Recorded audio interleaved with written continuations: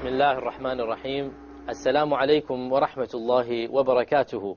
I welcome you to another episode of our series, Safara Keram, where we try to be in the company of the holy angels by learning how to recite the Quran properly. I am your host, Abu Ammar Yasir Qadhi. In our previous episode, we were discussing the history of the preservation of the Quran. And we had mentioned that by the time that the Prophet ﷺ passed away, the entire Quran had been written down, but in scattered form. So the question arises, how did the Quran first receive its compilation? When was the Quran first compiled between two covers? And the response to this was that in the 12th year of the Hijrah, there was a battle that occurred known as the Battle of Yamama. And in this battle, over 70 huffaz, 70 memorizers of the Quran were martyred. So when this occurred, Umar ibn al-Khattab radiallahu anhu, he went to Abu Bakr radiallahu anhu, the Khalifa, and he told him, "Oh Abu Bakr, I think that you should compile the entire Quran in one book before so many huffaz die, before so many of the memorizers pass away." At first Abu Bakr was hesitant, but eventually he listened to Umar's advice, and they both decided to choose Zayd ibn Thabit to be in charge of the compilation. Now they chose Zayd for many reasons. Firstly, because he was the primary secretary, the primary scribe of the Prophet ﷺ who used to recite the Quran, who used to write the Quran. Secondly, Zayd was a young man, so his memory was much stronger than those of other people. Thirdly, Zayd himself had memorized the entire Quran. He was a hafiz of the Quran. And fourthly, Zayd was of the people who was present at the time when the Prophet ﷺ recited the Quran to Jibreel in its entirety. So when the Prophet ﷺ recited the Quran for the last time, from Fatiha to Nas, Zayd was sitting there in front of him, present, so he was the primary and perfect person for this job. So Zayd radiallahu anhu set about collecting the Quran and compiling it for the first time from Surah Al-Fatiha to Surah Al-Nas in one book. Now he could have done this from his own memory. He was a hafiz. He could have sat down and wrote and written the entire Quran from memory. But in order to ensure its proper preservation, he required two other huffaz to come forth who had memorized it directly from the Prophet ﷺ. And he also required that one scribe who had written that verse in the presence of the Prophet ﷺ come and show him that particular ayah, that particular surah, so that he could add it in the proper place, even though he could have done this all himself, but only to ensure, to authenticate, to verify that this was really the Quran the way that it had been written in front of the Prophet ﷺ. So within the space of 2.5 years after the Prophet ﷺ's death, the Quran had been compiled for the first time in one book from Surah Fatiha to Surah Nas. Realize this is not the first time the Quran was written. The Quran had been written down entirely in the lifetime of the Prophet ﷺ. The only difference was that it was finally compiled in one book. Previously it had been scattered in many different books. Now it had been compiled in one book, and they called it the Mus'haf, meaning the collection of loose papers. And to this day we call our Qur'ans Mus'hafs because of that. So Abu Bakr radiallahu anhu was, in his khilafah, was the first Khalifa to compile the Qur'an into one book. And this occurred when almost all of the companions were still alive. Almost all of the major companions, hardly 2.5 years after the death of the Prophet ﷺ, under the direct supervision of the very people who wrote the Qur'an, who memorized it and who heard it from the Prophet ﷺ. Can any other religious book claim such authenticity? Verily, Allah is the one who has revealed the Qur'an, and He is the one who will preserve it. Returning to our rules of Tajweed, we were discussing the rules of Noon Sakina and Tanween. And we have now finally arrived at the last rule. We discussed 3 rules before this. We have now arrived at the last rule, and that is the rule of ikhfa, or suppressing or hiding. And in order to help you memorize this, I have chosen a picture of an oyster with a pearl hidden inside it. Okay, so the ikhfa hides something. It is something, it is a treasure that is hidden. Okay, this is what the meaning of ikhfa is that you suppress it or you hide it.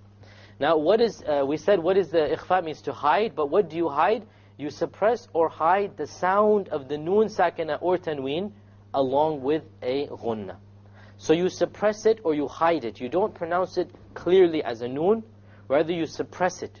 What do you suppress it behind?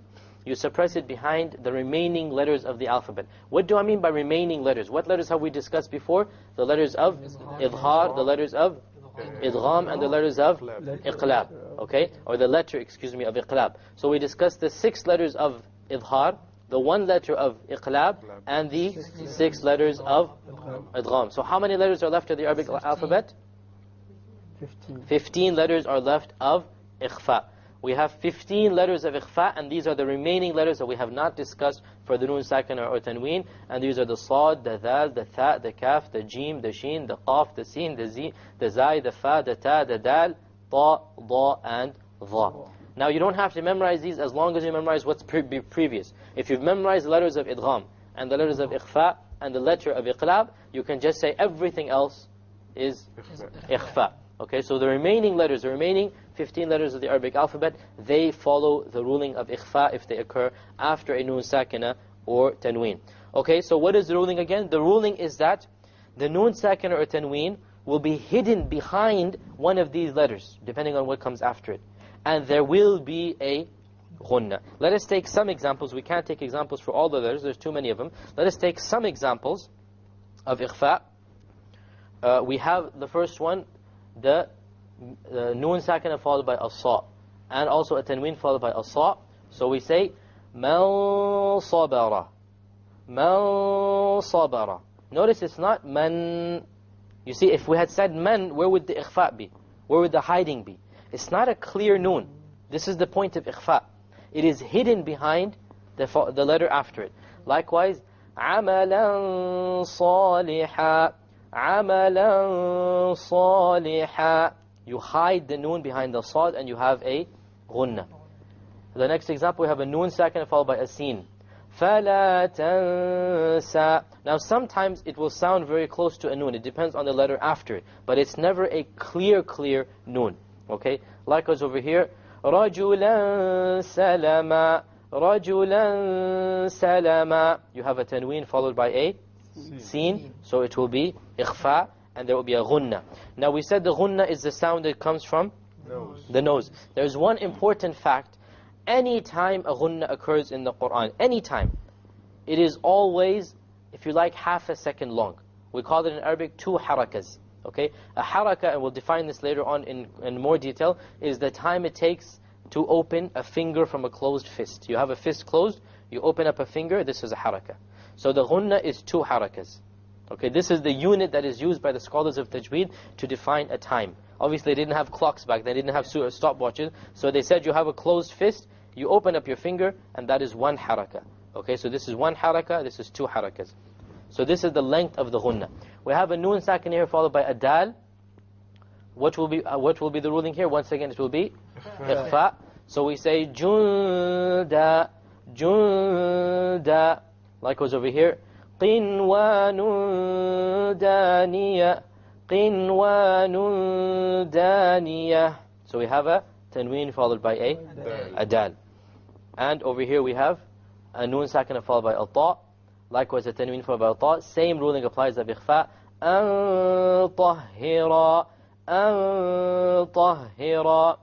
Baldatun tayyibah, baldatun tayyibah. We have once again tanween followed by a ta.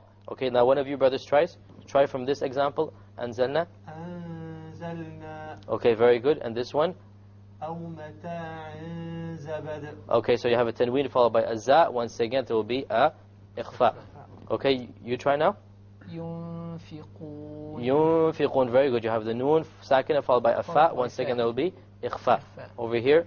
Khalidan fiha. Khalidan fiha. You have a tanween followed by a fa. So this will be the ruling of ikhfa. Okay, your turn, akhi. Kuntum. Okay, kuntum, the noon sakina followed by a ta. Once again, ikhfa. Over here. Jannatin tajri. Jannatin tajri. Once again, there is tanween followed by a ta.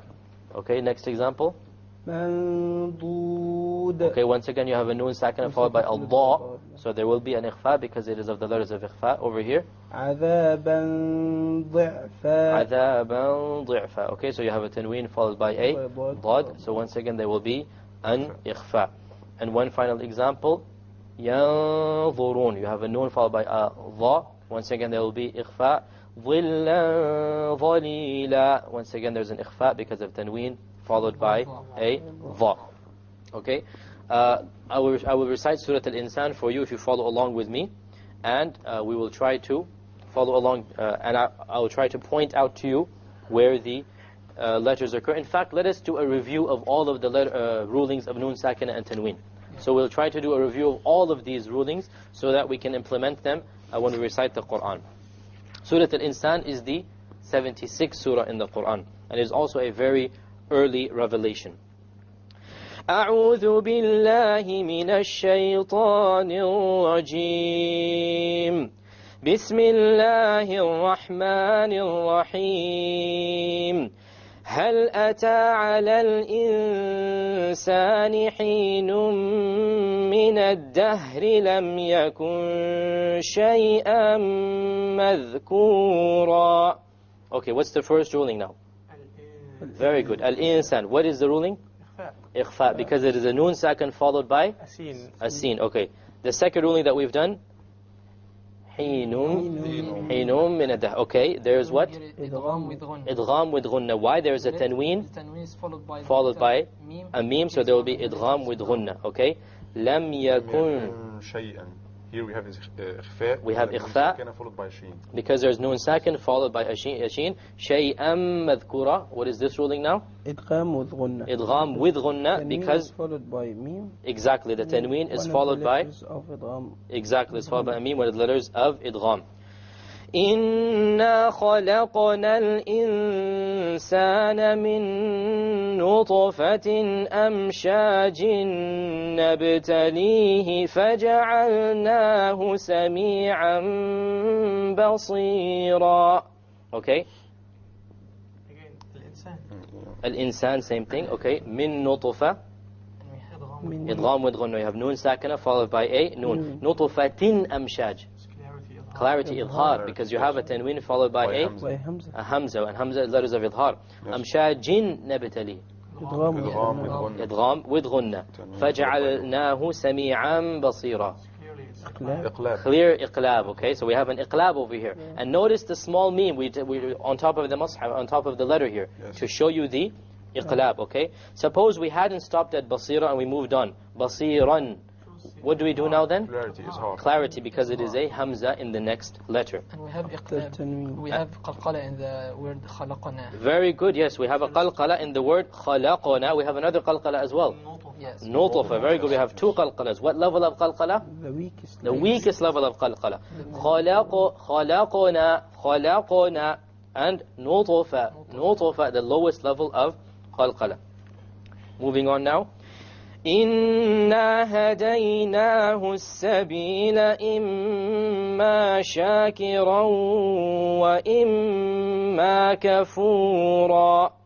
Okay, we have over here as-sabila. What is the ruling we took of as-sabila? Who can remember this? Solar lam. It's a solar letter, therefore the lam will be dropped. Okay, and we go as-sabila. We don't say hadaynahul sabila. Okay, imma shakiran. How about the tanween folled by a? Idgham here with ghunna. Idgham with ghunna, because it's followed by a wa. Wa imma kafuran. If we had gone on kafuran inna, it would be idhar. إِنَّا أَعْتَدْنَا لِلْكَافِرِينَ سَلَاسِلَ وَأَغْلَالًا وَسَعِيرًا. أَغْلَالًا وَسَعِيرًا. What is the ruling on? Idgham with ghunna, because there's a tanween followed by a wow. إِنَّ الْأَبْرَارَ يَشْرَبُونَ مِنْ كَأْسٍ كَانَ مِزَاجُهَا كَافُورًا. Okay, يَشْرَبُونَ مِنْ كَأْسٍ. What's the ruling here? إخفاء, because there's a nun second followed by kaf. Likewise, كَأْسٍ كَانَ. Yes. Same ruling exact. Tanween followed by a kaf. Okay. Notice أبرارا. Notice the alif was what? Heavy, because ra is heavy in this case, whereas mizajuha, the alif was what? Light. Okay, again this is very important. Many people say abrara, but that's the alif would be light and the ra would be light. It's abrara. Others might say kafura, making the alif heavy, but it's kafura, because the kaf is of the letters that are light. Okay, this brings us to the conclusion of another episode inshallah, we'll continue the rules of Tajweed, we'll continue to strive to be, inshallah, of the company of the holy angels, the Safaratul Kiram. Please tune in next time. Until then, Assalamu alaikum wa rahmatullahi wa barakatuhu.